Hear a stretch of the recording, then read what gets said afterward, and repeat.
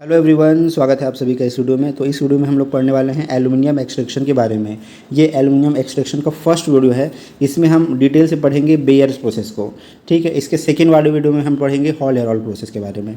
ठीक है, तो ये जो वीडियो है वो नॉन फेरस मेटल एक्सट्रैक्शन के अंदर मैं ये वीडियो बना रहा हूँ। ठीक है, इससे पहले मैंने मैग्नीशियम एक्सट्रैक्शन का डिटेल वीडियो बना रखा है और आने वाले टाइम पे मैं बाकी जितने भी नॉन फेरस मेटल्स है और रेयर अर्थ मेटल है उसका एक्सट्रैक्शन का वीडियो बनाने वाला हूँ। ठीक है, और उस प्लेलिस्ट का लिंक मैं नीचे डिस्क्रिप्शन में डाल दूंगा और ये जो नोट्स है ना उसका भी आपको लिंक मैं डाल दूंगा ड्राइव का, वहाँ से आप इस नोट्स को भी एक्सेस कर सकते हो। ठीक है, तो चलिए हम पढ़ते हैं बेयर्स प्रोसेस के बारे में। तो सबसे पहले हम लोग थोड़ा सा जान लेते हैं एल्युमिनियम का यूज़ क्या है, एप्लीकेशन क्या है एल्युमिनियम का। तो एल्युमिनियम जो है कॉपर के बाद सबसे ज़्यादा यूज़ होने वाला नॉन फेरस मेटल है। ठीक है, क्योंकि इसमें बहुत ही इंपॉर्टेंट मैकेनिकल प्रॉपर्टीज़ होती हैं, जैसे इसकी डक्टिलिटी बहुत हाई होती है, इसका रोलिंग एक्सट्रूजन कास्टिंग बहुत ही आसान होता है, मेल्टिंग पॉइंट कम होने की वजह से आप इसको आसानी से मेल्ट कर सकते हो, कास्ट कर सकते हो। ठीक है, इसका स्ट्रेंथ टू वेट रेशो काफ़ी हाई होता है, मतलब वजन कम होती है और स्ट्रेंथ काफ़ी ज़्यादा होता है। ठीक है, और इसके अलावा एक्सीलेंस कोरोजन रेजिस्टेंस है, इलेक्ट्रिकल कंडक्टिविटी है, थर्मल कंडक्टिविटी, ये इसकी सबसे अच्छी होती है। ठीक है, यहाँ पे हम डिटेल में एप्लीकेशन देख लेते हैं। एप्लीकेशन इधर दिया गया और इधर अब उसका प्रॉपर्टी दी गई है कि कौन सी प्रॉपर्टी का इस्तेमाल करते हैं उस एप्लीकेशन के लिए। जैसे एप्लीकेशन में पहले क्या है, इम्पैक्ट एक्सट्रूजन करते हैं हम लोग। इम्पैक्ट एक्सट्रूजन करके हम वेजल या कंटेनर बनाते हैं। जैसे कैन आपने देखा होगा, कोल्ड ड्रिंक का जो कैन बनता है वो एक्सट्रूजन से बनता है। ठीक है, तो वो क्यों बनता है, क्योंकि इसकी डक्टिलिटी एल्युमिनियम की बहुत ज़्यादा होती है। ठीक है, किचन वेयर बनते हैं, मतलब बर्तन बनती है। ठीक है, तो इस बर्तन का इस्तेमाल हम घर में यूज़ करते हैं, केमिकल प्रोसेसिंग इंडस्ट्री में यूज़ होता है, फूड इंडस्ट्री में इसका इस्तेमाल किया जाता है, क्योंकि इसका कोरोजन रेजिस्टेंस बहुत अच्छा होता है एल्युमिनियम का। उसके अलावा नॉन टॉक्सिक भी होता है ये मेटल। ठीक है, पैकेजिंग इंडस्ट्री में इसका इस्तेमाल किया जाता है, प्रोटेक्टिव सरफेस के लिए, डेकोरेशन के लिए इस्तेमाल करते हैं। ठीक है, क्योंकि इसकी डक्टिलिटी अच्छी होती है, सरफेस फिनिश एल्युमिनियम का बहुत अच्छा होता है, रूफिंग पर्पस के लिए इस्तेमाल करते हैं, थर्मल इंसुलेशन के लिए।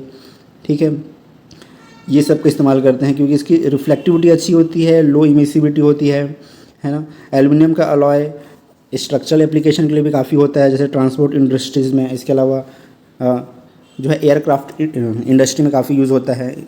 एल्युमिनियम का जो अलॉय है डुरालुमीन, बहुत फेमस अलॉय है डुरालुमीन, है ना। उसका इस्तेमाल हम जो एरोप्लेन है, जो एयरक्राफ्ट है, उसका फ्रेम, बाहर का जो फ्रेम है वो बनाने के लिए इस्तेमाल करते हैं। ठीक है, इलेक्ट्रिकल कंडक्टर के रूप में यूज़ करते हैं, है ना, क्योंकि कॉपर बहुत महंगा होता है। तो जहाँ पे हमको कम पैसे, मतलब जहाँ पे हमको बहुत सारा बल्क में चाहिए इलेक्ट्रिकल कंडक्टर, तो वहाँ पे एल्युमिनियम का इस्तेमाल करते हैं। ठीक है, क्योंकि कॉपर काफ़ी महंगा है और कम महंगा होने के कारण हम एल्युमिनियम का भी इस्तेमाल करते हैं, क्योंकि इसकी इलेक्ट्रिकल कंडक्टिविटी भी अच्छी होती है। इसके अलावा स्टील मेकिंग में हम लोग एज ए डीऑक्सीडाइज़र यूज़ करते हैं, बहुत फेमस है, बहुत स्ट्रॉन्ग डीऑक्सीडाइज़र है ये जो है ये एल्युमिनियम। ठीक है, तो ये सारे इसके एप्लीकेशन है, और भी एप्लीकेशन हो सकते हैं। ठीक है, तो ये इंपॉर्टेंट जितने भी है ये एप्लीकेशन है। अब हम लोग सीधा आते हैं अपने मेन मुद्दे पे, एक्सट्रैक्शन के बारे में। तो सबसे पहले हम लोग पढ़ते हैं एल्युमिनियम के ओर के बारे में। तो एल्युमिनियम का एकमात्र ही सबसे इंपॉर्टेंट ओर है जिसका नाम है बॉक्साइट। ठीक है, जिसका नाम क्या है, बॉक्साइट। अब ये जो बॉक्साइट होता है ना, है ना, ये दो टाइप के मिनरल का मिक्सचर होता है। इसमें पहला क्या है, गिब्साइट। गिब्साइट का फॉर्मूला क्या है, Al2O3.3H2O। ठीक है, ये गिब्साइट है। इसको ट्राईहाइड्रेट भी बोलते हैं। ठीक है, क्योंकि ट्राईहाइड्रेट मतलब तीन इसमें क्या है, H2O का मॉलिक्यूल्स है। एक होता है डायस्पोर, इसका फॉर्मूला है Al2O3.H2O, है ना, इसको डायस्पोर बोलते हैं। तो इन दोनों के मिक्सचर से क्या बनता है, आपका बॉक्साइट बनता है। ठीक है, गिब्साइट में लगभग 65% और डायस्पोर में लगभग 85% तक एल्यूमिना होता है। मेन क्या है हमारा, एल्यूमिना मेन है। ठीक है, अब बॉक्साइट में ऐसा नहीं कि केवल एल्यूमिना होता है, कुछ अमाउंट में इम्प्योरिटीज़ भी होती है। इम्प्योरिटीज़ जैसे कि Fe2O3, TiO2, SiO2, ये सब। ठीक है, ये सब क्या होती है, इम्प्योरिटीज़ भी प्रेजेंट होती है। ठीक है, अब यहाँ पे सबसे जो मेन इंपॉर्टेंट जो इम्प्योरिटी है, या बोल सकते हो जो सबसे ख़राब इम्प्योरिटी जिसको हमको हटाना ही है, वो है सिलिका। ठीक है, अगर सिलिका बहुत ज़्यादा है, 5% से ज़्यादा है अगर बॉक्साइट में सिलिका, तो वो बहुत ख़राब माना जाता है उस बॉक्साइट को। क्योंकि ये जो सिलिका है ना, वो क्या करता है, लीचिंग के टाइम पे, लीचिंग जब हम करते हैं, मतलब जो बेयर्स प्रोसेस में हम क्या करते हैं, अपने पास जो बॉक्साइट है उसको हम डिज़ोल्व कराते हैं किसमें, NaOH में। ठीक है, बॉक्साइट में जो एल्यूमिना है उसको NaOH में डिज़ोल्व कराया जाता है, मतलब लीचिंग किया जाता है। ठीक है, उस समय क्या होता है, अगर सिलिका प्रेजेंट होता है ना, तो सिलिका क्या बना लेता है, ये ऐसा एक कंपाउंड बना लेता है। ये इनसॉल्युबल कंपाउंड होता है। इसमें आप देख सकते हो कि इसमें Al2O3 भी है। तो सिलिका अपने साथ साथ ज़बरदस्ती Al2O3 बना लेता है, ये कंपाउंड बना लेता है, और ये कंपाउंड इनसॉल्युबल होता है ना। तो इनसॉल्युबल कंपाउंड होता है तो ये रेड वर्ड में चला जाता है, मतलब वो घुल नहीं पाता है, वो इनसॉल्युबल कंपाउंड बना के बाहर निकल जाता है। तो यहाँ पे एल्यूमिना का लॉस होता है। अगर सिलिका होगा तो ये कंपाउंड बनेगा, और एल्यूमिना का क्या होगा, लॉस होगा। ठीक है, तो इसीलिए सिलिका कम होना चाहिए, तब उसकी क्वालिटी को अच्छी मानी जाएगी, बॉक्साइट की क्वालिटी को। अब देख लेते हैं एल्यूमिनियम का एक्सट्रैक्शन। तो एल्यूमिनियम जो है ना बहुत ही स्ट्रॉन्ग ऑक्साइड बनाता है। ठीक है, ऑक्साइड, एल्यूमिनियम ऑक्साइड क्या होता है, बहुत ही ज़्यादा स्टेबल होता है। इलिंगम डायग्राम में देखोगे आप तो बहुत नीचे पाया जाता है। ठीक है, तो बहुत स्टेबल ऑक्साइड है, इसलिए अगर हम इसका कार्बोथर्मिक रिडक्शन करना चाहेंगे तो हमको बहुत ही हाई टेम्परेचर की ज़रूरत पड़ेगी। लगभग 2000 डिग्री सेल्सियस टेम्परेचर की हमको ज़रूरत पड़ेगी अगर हमको कार्बोथर्मिक रिडक्शन करना है तो। ठीक है, बहुत ही मुश्किल है इतना टेम्परेचर अटेंड करना, इसलिए इसका प्रोडक्शन हम पायरोमेटलर्जी से नहीं करते हैं, इसका प्रोडक्शन हम करते हैं इलेक्ट्रोमेटलर्जी से। अब यहाँ पे कुछ इंपॉर्टेंट पॉइंट्स दिए गए हैं कि हम क्यों नहीं करते कार्बोथर्मिक रिडक्शन। तो देखो, पहला है कि it requires very high temperature, almost 2000 degree Celsius. तो आपको 2000 डिग्री सेल्सियस टेम्परेचर चाहिए अगर आपको कार्बोथर्मिक रिडक्शन कराना है या ब्लास्ट फर्नेस में प्रोडक्शन करना है एल्यूमिनियम का। तो ठीक है, 2000 बहुत ज़्यादा होता है। दूसरा क्या होता है, इतने हाई टेम्परेचर में अगर आप एल्यूमिनियम बना भी लिए तो वो एल्यूमिनियम कार्बाइड बना लेगा वो। ठीक है, इतने हाई टेम्परेचर में क्या बना लेगा, एल्यूमिनियम कार्बाइड बना लेगा। थर्ड क्या है, इतने टेम्परेचर को सस्टेन करने के लिए आपको क्या चाहिए, रिफ्रैक्ट्री भी चाहिए। तो इतने टेम्परेचर को सस्टेन करने के लिए रिफ्रैक्ट्री एक तो आसानी से मिलता नहीं है, और दूसरा काफ़ी महंगा भी है। तो इन सब चीज़ों के कारण ही ना हम पायरोमेटलर्जिकल एक्सट्रैक्शन एल्यूमिनियम का नहीं करते हैं। ठीक है, क्योंकि हमको एक्स्ट्रा खर्चा पड़ जाएगा, बहुत मुश्किल है, इसलिए हम क्या करते हैं, इलेक्ट्रोमेटलर्जी के रूट से एल्यूमिनियम का एक्सट्रैक्शन करते हैं। ठीक है, तो इलेक्ट्रोमेटलर्जी से हम करते हैं तो उस प्रोसेस को बोला जाता है hall Harold process. Hall Harold process में हम एक्चुअली में करते क्या हैं, डिटेल में हम लोग पढ़ेंगे नेक्स्ट वीडियो में, आपको थोड़ा सा बता देता हूँ। हॉल हेरोल्ड प्रोसेस में हम क्या करते हैं ना, हम अपना जो एल्यूमिना होता है, एल्यूमिना को हम क्या कर लेते हैं, डिज़ोल्व करा देते हैं किसमें, क्रायोलाइट में। क्रायोलाइट का फॉर्मूला यहाँ पर दिया गया है, देखो ये क्रायोलाइट है, ये इसको लिक्विड फॉर्म में ला करके हम एल्यूमिना को इसमें डिज़ोल्व करा देते हैं, फिर उसका इलेक्ट्रोलिसिस कर देते हैं। तो जब इलेक्ट्रोलिसिस करते हैं तो कैथोड में एल्यूमिनियम जमा हो जाता है। ठीक है, तो इस तरह से हॉल हेरोल्ड प्रोसेस से हमको एल्यूमिनियम मिल जाता है। अब स्टेप्स हम देख लेते हैं एल्यूमिनियम एक्सट्रैक्शन के लिए, स्टेप्स कितने हैं। तो इसमें मेन 3 स्टेप है एल्यूमिनियम के एक्सट्रैक्शन में, एक्चुअली में ये एक्सट्रैक्शन है, 3 स्टेप होता है। फर्स्ट है ऑब्टेनिंग प्योर एल्यूमिना। सबसे पहले आपको क्या करना पड़ेगा, जो बॉक्साइट है ना, बॉक्साइट में जैसे मैंने बताया ना कि बॉक्साइट में एल्यूमिना के साथ साथ और भी इम्प्योरिटीज़ होती है, जैसे सिलिका है, आयरन ऑक्साइड है, टाइटेनियम ऑक्साइड है ना। तो उसको आपको हटाना पड़ेगा, आपको प्योर एल्यूमिना प्रोड्यूस करना पड़ेगा। क्योंकि अगर आप बॉक्साइट को सीधे सीधे क्रायोलाइट में अगर डिज़ोल्व कराओगे और बोलोगे कि इसका इलेक्ट्रोलिसिस हो जाए तो नहीं हो पाएगा, क्योंकि सिलिका वगैरह इलेक्ट्रोलिसिस होने नहीं देगा, सिलिका और आयरन ऑक्साइड। तो आपको सबको हटाना है, आपको क्या करना पड़ेगा, प्योर एल्यूमिना प्रोड्यूस करना पड़ेगा। तो हम प्योर एल्यूमिना प्रोड्यूस करते हैं और इसी प्रोसेस को बोलते हैं बेयर्स प्रोसेस, इसी को हम अभी डिटेल्स पढ़ेंगे। ठीक है, सेकेंड स्टेप होता है इलेक्ट्रोलिसिस ऑफ एल्यूमिना। अब जो एल्यूमिना हमको मिला है बेयर्स प्रोसेस से, है ना, प्योर एल्यूमिना, उसी का हम क्या करते हैं, इलेक्ट्रोलिसिस करते हैं, इसी को हॉल हेरोल्ड प्रोसेस बोलते हैं। ठीक है, थर्ड स्टेप होता है रिफाइनिंग। ठीक है, तो हॉल हेरोल्ड प्रोसेस से जो एल्यूमिनियम मिलता है वो पूरा मतलब एकदम प्योर नहीं होता, आपको रिफाइनिंग करना पड़ता है उसको प्योरिटी और लाने के लिए, तो इलेक्ट्रोलिटिक रिफाइनिंग करते हैं। ठीक है, तो टोटल 3 स्टेप में एल्यूमिनियम का प्रोडक्शन होता है। तो अब हम लोग अब देख लेते हैं डिटेल से बेयर्स प्रोसेस को। ठीक है, अभी तक हम पूरा सब क्या जान रहे थे, मतलब सब कुछ जान रहे थे, है ना, धीरे धीरे का पूरा अपने स्टेप देख लिया। अब हम मेन पढ़ते हैं बेयर्स प्रोसेस को बहुत ही डिटेल से। ठीक है, तो बेयर प्रोसेस को सबसे पहले मैं थोड़ा सा ब्रीफ में पहले बता देता हूँ, फिर ब्रीफ में बताने के बाद आपको जब डिटेल से बताऊँगा ना तो आपको जल्दी समझ में आएगा। तो ब्रीफली मैं क्या बता देता हूँ, बेयर प्रोसेस में हम क्या करते हैं ना, हमारे पास जो बॉक्साइट है, बॉक्साइट में जैसे मैंने बताया एल्यूमिना के साथ साथ और भी इम्प्योरिटीज़ है, तो हमको इम्प्योरिटीज़ को अलग करना है। तो अलग करने के लिए हम क्या लेते हैं ना, हम लीचिंग कराते हैं, किसका, बॉक्साइट का। बॉक्साइट का किस में लीचिंग करेंगे, NaOH में, NaOH, इसको कास्टिक सोडा भी बोलते हैं। NaOH लेते हैं, इसके अंदर हम लोग बॉक्साइट को क्या कर देते हैं, घोल देते हैं। अब बॉक्साइट को इसमें डालोगे तो क्या होता है ना, जितना भी एल्यूमिना होगा बॉक्साइट में वो घुल जाएगा पूरा, किस में घुल जाएगा, NaOH में घुल जाएगा, और घुलने के बाद क्या बना लेगा, सोडियम एल्यूमिनेट बना लेगा, NaAlOH4, ये सोडियम एल्यूमिनेट का फॉर्मूला, ये सोडियम एल्यूमिनेट बना लेगा एल्यूमिना घुल के। लेकिन जितनी भी इम्प्योरिटीज़ है वो नहीं घुलेगी। ठीक है, वो इम्प्योरिटीज़ क्या हो जाएगी, ऐसी सॉलिड ही रहेगा। तो हम बाद में इसको छान लेंगे, इम्प्योरिटी जितनी भी रहेंगी वो अलग हो जाएगी क्योंकि वो सॉलिड है। और ये जो घुला हुआ जो अपना लीच लीकर है, इसको बोलते हैं लीच लीकर, सोडियम एल्यूमिनेट को हम अलग कर लेंगे। ठीक है, फिर बाद में यहाँ से हम लोग फिर से प्रेसिपिटेशन करके अपना जो एल्यूमिना है उसको रिकवर कर लेंगे। ठीक है, ये एकदम ब्रीफ में मैंने बता दिया। अब हम चलते हैं बहुत डिटेल में पढ़ने के लिए। ये सारी चीज़ें सब कुछ लिखी हुई है। ठीक है, मैं जो लिखा हुआ है उसको तो नहीं पढ़ूंगा, मैं डायरेक्ट डायग्राम से आपको समझाऊंगा। बाकी सारी चीज़ें लिखी हुई है, ये नोट्स में भी आपको डाल दूंगा, ड्राइव का लिंक आपको मैं दे दूंगा। ठीक है, तो सबसे पहले हम क्या लेते हैं, जो हमारा बॉक्साइट ओर है ना, जो माइन से आता है, ये इसका माइन से, बॉक्साइट का माइन से रेड कलर का ओर होता है बॉक्साइट। ठीक है, तो सबसे पहले हम क्या लेते हैं, अपना जो बॉक्साइट ओर जो आता है ना, उसको सबसे पहले क्या करते हैं, जॉ क्रशर और हैमर मिल में पहले उसको तोड़ते हैं, क्रश करते हैं। ठीक है, क्रश करने के बाद -100 मेश साइज़ की स्क्रीन से इसका क्या करते हैं, स्क्रीनिंग करते हैं। तो -100 मेश साइज़ से जो छोटा होता है ना उसको हम आगे भेजते हैं, उससे जो बड़ा होता है उसको वापस से क्रश करते हैं। मतलब -100 मेश साइज़ का हम तोड़ लेते हैं सबसे पहले, किसको, बॉक्साइट को। ठीक है, यहाँ से मैं आपको समझा देता हूँ। पहले बॉक्साइट को हमने क्या कर दिया, माइन से ला करके उसको तोड़ा छोटा छोटा।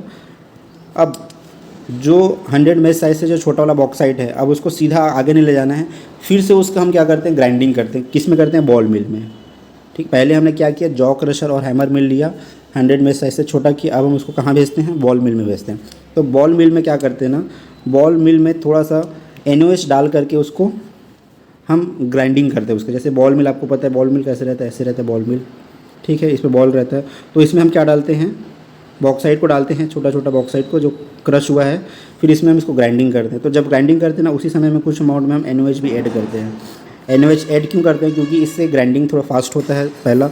दूसरा क्या होता है ना, NaOH डालने से कुछ अमाउंट में जो है लीचिंग यहीं पे ही हो जाता है, कुछ अमाउंट में लीचिंग ग्राइंडिंग करने के समय ही लीचिंग हो जाता है। ठीक है, तो हम ये डालते हैं। तो इससे जो मिलता है ना, बॉल मिल से हमको एक स्लरी मिलता है। स्लरी मतलब जानते हो क्या होता है, लिक्विड और सॉलिड का जो सस्पेंशन होता है ना, उसको हम स्लरी बोलते हैं। तो बॉल मिल से हमको क्या मिलता है, स्लरी मिलता है। अब उसी स्लरी को हम कहाँ भेजते हैं, डाइजेशन टैंक में। डाइजेशन टैंक मतलब लीचिंग को ही डाइजेशन बोलते हैं। ठीक है, लीचिंग और डाइजेशन एक ही चीज़ है, बस शब्द अलग है। हम किस में भेजते हैं, ऐसे टैंक बने होते हैं, डाइजेशन टैंक या लीचिंग टैंक बना होता है, यहाँ पे भेजते हैं। इस स्लरी को हम क्या करते हैं, इस डाइजेशन टैंक में डाल देते हैं। अब वो तो स्लरी में पहले क्या था, NaOH बहुत कम मात्रा में था। तो इस डाइजेशन टैंक में हम और क्या मिलाते हैं, NaOH, और बहुत सारी मात्रा में हम NaOH डालते हैं, है ना। और यहाँ का टेम्परेचर कितना मेंटेन करते हैं, लगभग 150 से लगभग 220 डिग्री सेल्सियस तक यहाँ पे टेम्परेचर मेंटेन किया जाता है। ठीक है, अब देखो जैसे मैंने बताया ना, जो बॉक्साइट होता है उसमें 2 टाइप का ऑक्साइड होता है। एक होता है मोनोहाइड्रेट, ठीक है, और एक होता है ट्राईहाइड्रेट। तो जो मोनोहाइड्रेट होता है ना, उसको अगर आपको डाइजेस्ट कराना है, मतलब लीचिंग कराना है, तो उसके लिए टेम्परेचर लगभग आपको चाहिए रहता है 220 डिग्री सेल्सियस तक, मोनोहाइड्रेट को अगर आप लीचिंग कराना है तो, है ना, और 3 घंटे का समय लगता है। और अगर ट्राईहाइड्रेट है तो वो जो है केवल 180 डिग्री सेल्सियस में ही वो डाइजेस्ट हो जाता है, मतलब लीचिंग हो जाता है, और 1 घंटे का समय लेता है। तो अब बॉक्साइट में दोनों का मिक्सचर है, मोनो और ट्राईहाइड्रेट का मिक्सचर है। तो ओवरऑल दोनों का एवरेज लगभग टेम्परेचर कितना रखते हैं डाइजेशन टैंक का, 150 से 220 डिग्री सेल्सियस, और टाइम कितना देते हैं, 2.5 घंटे। तो 2.5 घंटे आपको लीचिंग करने में लगता है टोटल। ठीक है, तो डाइजेशन करने में कितना टाइम लगता है, 3 आवर। टेम्परेचर कितना मेंटेन करते हैं, 150 से 220 डिग्री सेल्सियस के आसपास रहता है। ठीक है, अब यहाँ पे प्रेशर कितना लगता है, तो प्रेशर लगभग 5 से 25 एटमॉस्फेयर तक का प्रेशर देते हैं, मतलब अच्छा खासा प्रेशर आपको मेंटेन करना पड़ता है। प्रेशर क्यों मेंटेन कर रहे हैं, क्योंकि देखो मेन यहाँ पे ये वाला रिएक्शन होता है। आपने जो बॉक्साइट डाला था ना, तो बॉक्साइट में क्या है, ये एल्यूमिना है।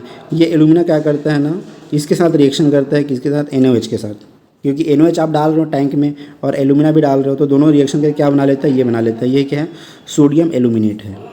ठीक है, ये सोडियम एल्यूमिनेट आपका बन जाता है। ठीक है, तो यहाँ पे सोडियम एल्यूमिनेट बनता है, उसके साथ साथ वाटर भी बनता है, H2O। तो ये वाटर जो है, वाटर को ही लिक्विड के फॉर्म में रखने के लिए हमको प्रेशर देना पड़ता है। क्योंकि जैसे मैंने बताया ना, टैंक का, डाइजेशन टैंक का प्रेशर कितना है आपका, सॉरी टेम्परेचर कितना हम मेंटेन करने लगभग 200 के आसपास। तो 200 डिग्री सेल्सियस में तो ये वाटर क्या बन जाएगा, भाप बन जाएगा, वेपर बन के उड़ जाएगा। तो इसको लिक्विड फॉर्म में ही रखने के लिए हमको प्रेशर देना पड़ता है, लगभग 5 से 25 एटमॉस्फेयर तक का प्रेशर अपने को देना पड़ता है, तभी जाके वो लिक्विड जो है वो लिक्विड कंडीशन में बना रहता है। ठीक है, वाटर जो है लिक्विड कंडीशन में बना रहता है। जैसे प्रेशर कुकर में हम प्रेशर दे के रखते हैं ना, सेम कॉन्सेप्ट है यहाँ पे। ठीक है, तो प्रेशर देने से 2 फ़ायदा होता है। एक तो लीचिंग रेट फास्ट होता है, जल्दी से जल्दी जो एल्यूमिना वो जल्दी घुलता है। दूसरा क्या होता है, वाटर जो है वो लिक्विड फॉर्म में रहता है। ठीक है। तो हमने क्या कर दिया, लीचिंग कर दिया। तो लीचिंग करते समय दो चीज़ डालते हैं, NOH डालते हैं और स्टीम भी देते हैं। ठीक है, स्टीम भी क्या करता है, लीचिंग रेट को फास्ट करता है, डाइजेशन को फास्ट करता है। अब ये वाले से बताता हूँ मैं। हमने क्या कर लिया, डाइजेशन कर लिया, हमको क्या मिल गया, सोडियम एल्यूमिनेट मिल गया। तो जब हम लीचिंग कर रहे हैं, तो क्या हो रहा है, जो बॉक्साइड में जो एल्यूमिना है वो तो घुल गया लीचिंग में। ठीक है, सोडियम एल्यूमिनेट बना लिया, घुल गया वो। लेकिन जितने भी एक्स्ट्रा और अदर इम्प्योरिटीज़ है, जैसे आयरन ऑक्साइड है, सिलिका है, ये सब क्या हुआ, ये सब तो नहीं घुला। तो ये सब क्या होता है ना, सस्पेंडेड फॉर्म में रहता है। सस्पेंडेड फॉर्म मतलब ये लिक्विड है। तो लिक्विड में सस्पेंडेड फॉर्म में जितने भी है इम्प्योरिटीज़ वो सस्पेंडेड फॉर्म में रहेंगे, सॉलिड सस्पेंडेड फॉर्म में, वो घुले हुए नहीं रहेंगे। तो हमको अब उसको अलग करना है। तो अलग करने के लिए क्या करते हैं, उसको हम सेटलिंग टैंक में भेजते हैं। ठीक है, इस तरह का रहता है सेटलिंग टैंक। तो जो लीच लिकर है ना, जो लीचिंग होके आया है, जो सॉल्यूशन आया, उसको हम इसमें सेटलिंग टैंक में भेज देते हैं। तो इस सेटलिंग टैंक में हम क्यों भेज रहे हैं, ताकि हम जो भी अदर इम्प्योरिटीज़ है जो सस्पेंडेड फॉर्म में अभी है लिक्विड में, उसको हमको अलग करना है। तो सेटलिंग टैंक में भेज देते हैं। और सेटल कराने के लिए हम एक एडिटिव डालते हैं जिसका नाम है स्टार्च। हम क्या डालते हैं, स्टार्च डालते हैं। स्टार्च क्या करते हैं ना, जितने भी मतलब सस्पेंडेड इम्प्योरिटी है उसको नीचे बैठा देता है, सेटल करा देते हैं नीचे, उसको नीचे सेटल करा देता है। ठीक है, जैसे फॉर एग्जांपल के लिए पानी में जो भी गंदगी है ना, जो कलर है, उसको चेंज करने के लिए हम क्या डालते हैं, क्लोरीन के डालते हैं ना, क्लोरीन का गोली आता है, उसको डालने से क्या होता है, जितने भी इम्प्योरिटीज़ होती है वो नीचे बैठ जाती है। सेम यहाँ पे भी है, स्टार्च डालते हैं, जितने भी इम्प्योरिटीज़ जो बची है वो नीचे बैठ जाती है। ठीक है, और यहाँ पे इसको नीचे से बाहर निकाल लेते हैं। इसी को बोलते हैं रेड मड। इसको क्या बोलते हैं, रेड मड। रेड मतलब लाल और मड मतलब कीचड़। तो लाल कलर का कीचड़ के फॉर्म में नीचे से बाहर निकलता है जितनी भी इम्प्योरिटीज़ है ना, क्योंकि वो घुली नहीं रहती है। ठीक है, और जो एल्यूमिना है उसको ये वहाँ से ओवरफ्लो होकर बाहर आ जाता है। ठीक है, तो सेटलिंग टैंक में भेजते हैं। सेटलिंग टैंक में भेजने के बाद फिर इसका वॉशर में भेजते हैं। इसको फिर वॉशर में भेजते हैं, क्योंकि देखो ऐसा नहीं कि सेटलिंग टैंक में पूरा का पूरा इम्प्योरिटीज़ जो है वो सेटल हो जाएगा, ऐसा नहीं है। जो बड़े साइज़ की इम्प्योरिटी रहेगी वो तो सेटल हो जाएगी, लेकिन जो छोटी होगी वो नहीं हो पाती सेटल। तो उसको हम कहाँ भेजते हैं, सेकेंड फिर हम उसको वॉशिंग में भेजते हैं। जो लिक्विड हमको मिला है सेटलिंग टैंक के बाद, जो लिक्विड है वो कहाँ जाता है, वॉशर में जाता है। वॉशर में क्या होता है ना, इधर से लीच लिकर जो होता है, लीच लिकर मतलब वो है ना, जो सोडियम एल्यूमिनेट को मैं लीच लिकर बोल रहा हूँ। ठीक है, तो जो लीच लिकर है और वाटर है, इसको काउंटर करेंटली ऐसे दोनों को ऐसे मिक्स किया जाता है। तो इसमें जो इम्प्योरिटी होती है ना, वो किस में चली जाती है, वाटर में चली जाती है। ये वॉशर का ये प्रिंसिपल है, इस तरह से वॉशिंग करते हैं। मतलब लीच लिकर में से इम्प्योरिटी वाटर में चली जाती है, ये वॉशिंग होता है। नेक्स्ट फिर हम किस में भेजते हैं, इसको फिल्ट्रेशन के लिए भेजते हैं, है ना। क्योंकि देखो अभी भी जो इम्प्योरिटीज़ है पूरी तरीके से अलग नहीं हुई है ना। आपको मतलब जितनी भी इम्प्योरिटीज़ है, छोटी से छोटे साइज़ की भी इम्प्योरिटीज़ को अलग कर रहे हैं। इसलिए हम क्या करें, एक प्रोसेस चला रहे हैं। पहले हमने सेटलिंग किया, फिर वॉशिंग किया, अब हमको क्या करना है, फिल्ट्रेशन करना है। तो फिल्ट्रेशन में क्या होता है ना, फ़िल्टर होते हैं, फ़िल्टर क्लोथ होता है। ठीक है, जैसे मान लीजिए ये एक फ़िल्टर है, मान लीजिए फ़िल्टर टैंक है, तो ऐसे बहुत सारी क्लोथ लगे होते हैं। ठीक है, तो ऊपर से हम जो है लीच लेकर उसको डालते हैं। तो जितने भी छोटे छोटे साइज़ की जो भी इम्प्योरिटीज़ बची रहती है ना, वो ऐसे फ़िल्टर क्लोथ में ऊपर रह जाती है। और नीचे हमको जो मिलता है लीच लिकर, वो एकदम क्या होता है, उसमें बिल्कुल भी इम्प्योरिटीज़ नहीं होती है। ठीक है, तो ये लास्ट होता है। फिल्ट्रेशन के बाद जितनी भी इम्प्योरिटीज़ जो होती है ना, वो यहाँ पे फ़िल्टर क्लोथ में रह जाती है और हमको एकदम लीच लिकर मिल जाता है, जिसमें बिल्कुल भी कोई इम्प्योरिटीज़ नहीं है।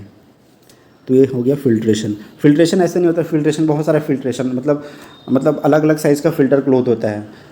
ठीक है, जैसे हम पानी को छानते हैं ना कपड़े से, वैसे टाइप का मान के चलिए फिल्ट्रेशन होता है। अलग अलग साइज़ का फिल्ट्रेशन होता है, 3-4 मतलब बहुत सीरीज़ ऑफ फिल्टर लगा होता है। वो सबसे फ़िल्टर से गुजरते हुए आपको जो जितने भी इम्प्योरिटीज़ है वो ना बाहर निकल जाती है। उसके बाद जो आपको लीच लिकर मिलता है वो बिल्कुल इम्प्योरिटी फ्री होता है, उसमें बिल्कुल भी इम्प्योरिटी नहीं होती है।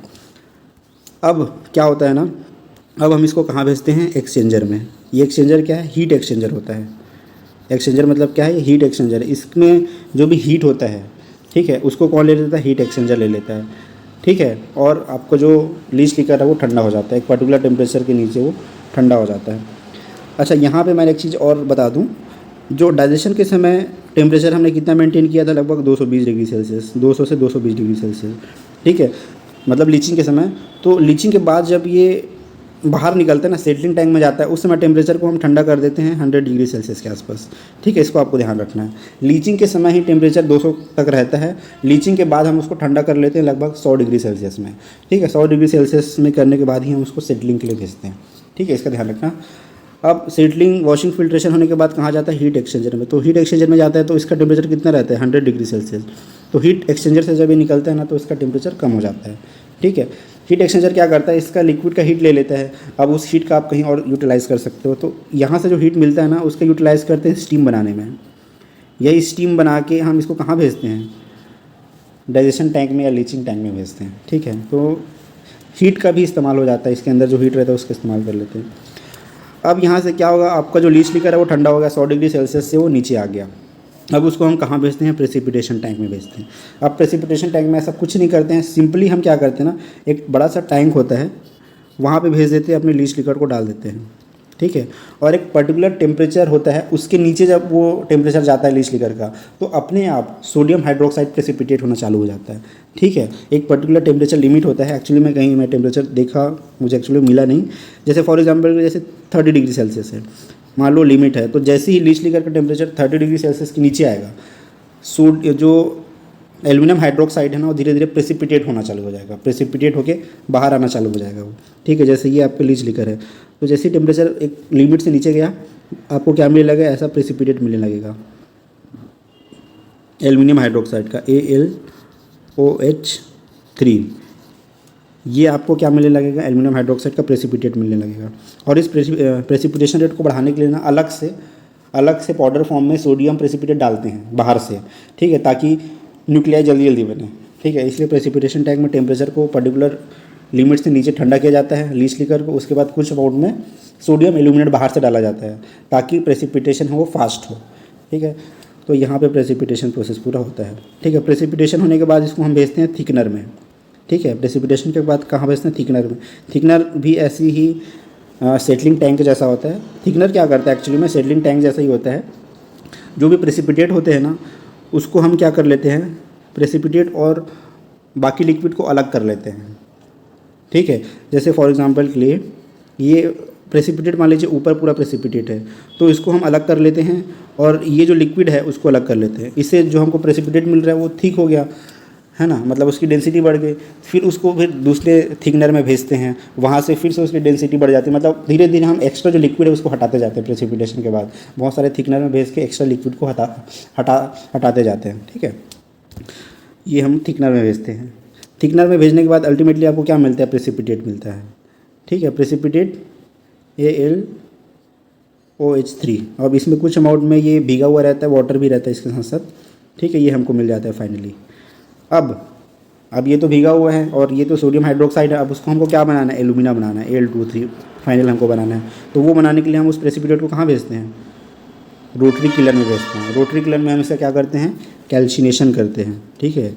ये होता है इस तरह से रोटरी किलन, जो स्पंज आयरन प्रोडक्शन के लिए यूज़ होता है ना, सेम उसी टाइप का होता है रोटरी किलन। यहाँ पे हम भेजते हैं, ठीक है। यहाँ पे हम भेजते हैं जितने भी हमें प्रेसिपिटेट प्राप्त हुआ है। अब यहाँ का टेम्परेचर कितना होता है, लगभग यहाँ का टेम्परेचर 1400 डिग्री सेल्सियस मेंटेन करते हैं, ठीक है। तो 1400 डिग्री सेल्सियस होने से क्या होता है, आपका ये जो सोडियम हाइड्रोक्साइड है उसको गर्म करने से आपको क्या मिलता है, एल्यूमिना मिलता है प्लस H2O मिलता है, ठीक है। तो रोटरी किलर में हम गर्म करते हैं, मतलब कैल्सिनेशन करते हैं, एब्सेंस ऑफ एयर में गर्म करते हैं, तो हमको एल्यूमिनियम हाइड्रोक्साइड से क्या मिलता है, एल्यूमिना, प्योर एल्यूमिना मिलता है ऐसा, ठीक है। और ये वाटर जो है वेपर बन के बाहर निकल जाता है, ठीक है। और कितना टेम्परेचर चाहिए, लगभग 1400 डिग्री सेल्सियस। अब 1400 डिग्री सेल्सियस क्यों चाहिए, अगर आप बोलोगे कि इस प्रोसेस के लिए 1400 डिग्री सेल्सियस क्यों चाहिए, तो अगर हमको केवल इसको ड्राई करना होता ना, वाटर को रिमूव करना होता हाइड्रोक्साइड से, तो बहुत कम टेम्परेचर में काम चल जाता है। लेकिन हमको इसको डीकम्पोज करना है ना, इसको डीकम्पोज कर रहे हैं एल्यूमिनियम हाइड्रोक्साइड को एल्यूमिना में, तो इसके लिए हमको हाई टेम्परेचर की ज़रूरत पड़ती है। तो जब हम इसका डीकम्पोजिशन करते हैं ना, तो देखो हमको क्या मिलता है, हमको ये मिलता है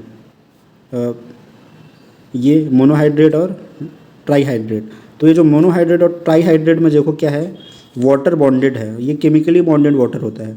अब यहाँ से आपको वाटर अलग करने के लिए बहुत हाई टेम्परेचर चाहिए रहता है। ये मोनोहाइड्रेट से, ये जो मोनोहाइड्रेट में जो वाटर दिख रहा है ना, इसको अगर आपको रिमूव करना है तो आपको कितना चाहिए, 1200 डिग्री सेल्सियस चाहिए, क्योंकि ये वाटर केमिकली बॉन्डेड रहता है। और इसमें से वाटर को अलग करने के लिए लगभग 800 डिग्री सेल्सियस चाहिए। तो इस तरह से टोटल हमको 1400 डिग्री सेल्सियस मेंटेन करना पड़ता है किसमें, रोटरी किलन में, ठीक है। तब जाके ही प्रॉपर ये ड्राई हो पाता है, प्रॉपर हमको प्योर एल्यूमिना मिल पाता है, ठीक है। तो ये दिखता कैसे है, फाइनली इस तरीके से आपको दिखता है प्योर एल्यूमिना, एकदम वाइट कलर का। ठीक है, शुरू में हमने देखा था माइन से जब निकला था तो रेड कलर का था, क्योंकि इसमें बहुत और इम्प्योरिटीज़ थी। तो फाइनल एल्यूमिना हमको मिलता है इस फॉर्म में, पूरी तरीके से वाइट, है ना। तो ये हो गया, ये पूरा फ्लो चार्ट है। इस फ्लो चार्ट को मैंने समझा दिया यहाँ से, ठीक है। तो एक बार और मैं रिवाइज़ कर देता हूँ बहुत ही जल्दी से, ठीक है। सबसे पहले हम क्या लेते हैं, बॉक्साइट लेते हैं, बॉक्साइट को क्रशिंग करते हैं। क्रशिंग करने के बाद उसको हम कहाँ भेजते हैं, बॉल मिल में। बॉल मिल में हम फिर से उसका क्रशिंग करते हैं कास्टिक सोडा डाल करके। वहाँ से क्या बनता है, स्लरी बनता है। फिर उस स्लरी को हम कहाँ भेजते हैं, डाइजेशन टैंक में या लीचिंग टैंक में। तो लीचिंग टैंक में हम क्या डालते हैं, NaOH यूज़ करते हैं, NaOH डालते हैं। और यहाँ पर टेम्परेचर कितना मेंटेन करते हैं, लगभग 150 से 220 डिग्री सेल्सियस। और प्रेशर कितना होता है, 5 से 25 एटमॉस्फेयर का प्रेशर होता है। इससे क्या होता है, जितना भी एल्यूमिना होता है वो कास्टिक सोडा में घुल जाता है और सोडियम एल्यूमिनेट बना लेता है, और जो इम्प्योरिटीज़ होती है वो नहीं घुल पाती है। ठीक है, तो इम्प्योरिटीज़ जो नहीं घुली है उसको हमको अलग करना है, तो हम उसको कहाँ भेजते हैं, सेटलिंग टैंक में भेजते हैं।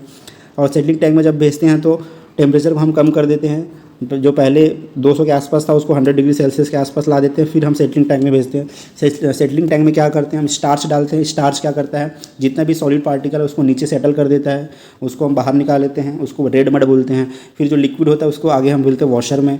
वॉशर में फिर कुछ अमाउंट में इम्प्योरिटी अलग होती है। फिर उसको हम कहाँ भेजते हैं फिल्ट्रेशन में भेजते हैं, जहाँ पे बहुत सारा फ़िल्टर क्लोथ लगे होते हैं अलग अलग साइज़ के। वहाँ पे जितने भी और छोटे छोटे जो इम्प्योरिटीज़ होती हैं, जो रेड मड होता है वो बाहर निकल जाता है। फिर जो हमको जो लिक्विड मिलता है वो प्योर एल्यूमिनेट होता है, सोडियम एल्यूमिनेट। फिर हम उसको कहाँ भेजते हैं, नेक्स्ट हीट एक्सचेंजर में भेजते हैं, जहाँ पे टेम्परेचर 100 डिग्री सेल्सियस से और नीचे आ जाता है। हीट एक्सचेंजर क्या करता है, इसके हीट को ले लेता है और उस हीट का इस्तेमाल किस में करते हैं, स्टीम जनरेशन में करते हैं, है ना। तो अब लीच लीकर का टेम्परेचर 100 से नीचे आ गया। अब उसको हम कहाँ भेजते हैं, प्रेसिपिटेशन टैंक में भेजते हैं। प्रेसिपिटेशन टैंक में कुछ नहीं करते हैं, बस हम टेम्परेचर का उसको डाउन करते हैं, लीच लीकर के टेम्परेचर को डाउन करते हैं। फिर एक पर्टिकुलर टेम्परेचर के नीचे क्या होता है, जो एल्यूमिनियम हाइड्रोक्साइड है वो धीरे धीरे प्रेसिपिटेट होना चालू हो जाता है। ठीक है, वो सोडियम हाइड्रोक्साइड प्रेसिपिटेट होता है धीरे धीरे करके। हम उसको फिर कहाँ भेजते हैं, नेक्स्ट थिकनर में भेजते हैं। थिकनर क्या करता है, प्रेसिपिटेट को अलग करता है, एक्स्ट्रा लिक्विड को बाहर निकालता है। तो ऐसे करके मतलब थिकनर में 3-4 राउंड थिकनर में भेजा जाता है। इससे पर्टिकुलर क्या होता है, धीरे धीरे एक्स्ट्रा लिक्विड को हम अलग करते जाते हैं। ठीक है, फिर मेन हमको क्या मिल जाता है, थिकनर के बाद एल्यूमिनियम हाइड्रोक्साइड मिल जाता है। अब उस एल्यूमिनियम हाइड्रोक्साइड को एल्यूमिना में कन्वर्ट करने के लिए हम इसको कहाँ भेजते हैं, रोटरी किलर में भेजते हैं। रोटरी किलर में हम इसको क्या करते हैं, कैल्सिनेशन करते हैं। ठीक है, लगभग 1400 डिग्री सेल्सियस में हम उसको कैल्सिनेशन करते हैं। इससे एल्यूमिनियम हाइड्रोक्साइड से हमको क्या मिल जाता है, प्योर एल्यूमिना मिल जाता है। ये एक पूरा प्रोसेस है, बेयर प्रोसेस। ठीक है, अब नेक्स्ट हम इसमें देख लेते हैं फैक्टर अफेक्टिंग बेयर प्रोसेस। कौन कौन से फैक्टर हैं जो बेयर प्रोसेस को अफेक्ट करते हैं। तो सबसे पहला है फाइननेस ऑफ बॉक्साइट। तो बॉक्साइट जितना फाइन होगा ना उतना जल्दी क्या होगा, लीचिंग होगा। ठीक है, सेकेंड क्या है, जब हम वेट ग्राइंडिंग करते हैं, वेट ग्राइंडिंग मतलब जब हम बॉल मिल में ग्राइंडिंग करते हैं तो कुछ अमाउंट में क्या डालते हैं, NaOH डाल देते हैं ना, उसी को बोल रहे हैं वेट ग्राइंडिंग। तो वेट ग्राइंडिंग जब हम करते हैं ना तो उससे ग्राइंडिंग भी फास्ट होता है और कुछ अमाउंट में लीचिंग भी हो जाता है। ठीक है, तो जो मेन लीचिंग जब हम करेंगे तो वो समय आपका बच जाता है। ठीक है, थर्ड क्या है, टेम्परेचर। ठीक है, तो लीचिंग के समय जितना ज़्यादा टेम्परेचर होगा ना उतना जल्दी क्या होगा, डाइजेशन होगा, मतलब उतना जल्दी लीचिंग होगा। फोर्थ फैक्टर क्या है, फोर्थ यहाँ पे बोल रहा है कि जब हम लोग सेटलिंग टैंक में भेजते हैं, वॉशिंग करते हैं, फिल्ट्रेशन करते हैं, तो उस समय एक पर्टिकुलर टेम्परेचर को आपको मेंटेन करके रखना है। जैसे मान लीजिए 100 डिग्री सेल्सियस आपको मेंटेन करना है, या फॉर एग्जांपल 100 नहीं तो 90 डिग्री सेल्सियस आपको मेंटेन करना है। एक लोअर लिमिट होती है सेटलिंग टैंक में फिल्ट्रेशन करते समय ना, लीच लीकर के लोअर टेम्परेचर रेंज आपको फिक्स करना पड़ेगा। जैसे 90 है तो 90 आपको रखना पड़ेगा अगर लोअर टेम्परेचर रेंज है तो। इससे नीचे नहीं जाना है, क्योंकि इससे नीचे जाओगे तो क्या होगा ना, एल्यूमिना जो है वो धीरे धीरे प्रेसिपिटेट आउट होना चालू हो जाएगा। तो सेटलिंग टैंक में ही अगर एल्यूमिना प्रेसिपिटेट बन रहा है तो वो क्या होगा, वो भी रेड मड में चला जाएगा, तो एल्यूमिना का लॉस हो जाएगा। क्योंकि सेटलिंग टैंक में हम क्या चाह रहे हैं, रेड मड को अलग करना चाह रहे हैं, एल्यूमिना को अलग नहीं करना चाह रहे हैं। तो अगर सेटलिंग टैंक में टेम्परेचर कम होता है तो एल्यूमिना प्रेसिपिटेट हो जाएगा और वो रेड मड के साथ बाहर निकल जाएगा। ठीक है, तो उसको एक टेम्परेचर है उसको मेंटेन करना है। ठीक है, सेटलिंग टैंक में भी। नेक्स्ट क्या है, हीट एक्सचेंजर का इस्तेमाल करते हैं हम लोग। वहाँ से जो हीट निकलता है, हमको हीट जो मिलता है उसको हम यूज़ करते हैं स्टीम बनाने के लिए। उस स्टीम को हम डाइजेस्टर में भेजते हैं। नेक्स्ट क्या है, प्रेसिपिटेशन के टाइम पे क्या होता है कि हम 100% एल्यूमिना को प्रेसिपिटेट नहीं करते हैं। लगभग 80 to 86% एल्यूमिना को ही बस आपको प्रेसिपिटेट करना है। आपको 100% एल्यूमिना को प्रेसिपिटेट नहीं करना है। एल्यूमिनियम मतलब एल्यूमिनियम हाइड्रोक्साइड को 100% प्रेसिपिटेट नहीं करना है। ऐसा क्यों नहीं करना, क्योंकि अगर आप 100% प्रेसिपिटेट करने जाओगे तो कुछ अमाउंट में जो सिलिका जो घुला रहता है ना वो भी प्रेसिपिटेट होना चालू हो जाएगा। ठीक है, तो 100 के चक्कर में आप क्या कर रहे हो, उसको कंटेमिनेट कर रहे हो सिलिका से। तो लगभग 82 to 86% तक ही आपको क्या करना है, प्रेसिपिटेशन करना है, इससे ज़्यादा नहीं करना है। इससे ज़्यादा करोगे तो सिलिका भी प्रेसिपिटेट होना चालू हो जाएगा, क्योंकि कुछ अमाउंट में सिलिका भी डिजोल्व हुआ रहता है। ठीक है, लास्ट है फैक्टर अफेक्टिंग में, वही है कैल्सिनेशन का बताया कि कैल्सिनेशन के समय रोटरी ग्लैंड का टेम्परेचर कितना रखना पड़ता है हमको, 1400 डिग्री सेल्सियस लगभग मेंटेन करना पड़ता है। क्यों 1400 डिग्री सेल्सियस लगता है, क्योंकि हमको डिकम्पोज करना है इसको एल्यूमिनियम हाइड्रोक्साइड को। तो जब डिकम्पोज करते हैं तो क्या बनता है, ये मोनोहाइड्रेट और ट्राईहाइड्रेट बनता है। तो मोनोहाइड्रेट और ट्राईहाइड्रेट में क्या होता है, ये H2O जो होता है वो केमिकली बॉन्डेड होता है, केवल अलग से नहीं होता, केमिकली बॉन्डेड होता है। तो इस वाटर को आपको अगर रिमूव करना है जो केमिकली बॉन्डेड है तो आपको टेम्परेचर हाई चाहिए रहता है, इसलिए हम 1400 डिग्री सेल्सियस मेंटेन करते हैं रोटरी ग्लैंड में। ओके, तो ये था पूरा प्रोसेस, डेयर प्रोसेस। ओके, आपको वीडियो कैसा लगा प्लीज़ कमेंट करके बताना। कोई डाउट है तो आप लोग कमेंट सेक्शन में पूछ सकते हो। नेक्स्ट वीडियो में आपको बताऊंगा हॉल हेयर ऑयल प्रोसेस, इसमें हम देखेंगे कि कैसे एल्यूमिना से एल्यूमिनियम प्रोडक्शन करते हैं। Okay, so thank you so much, bye bye and God bless you all.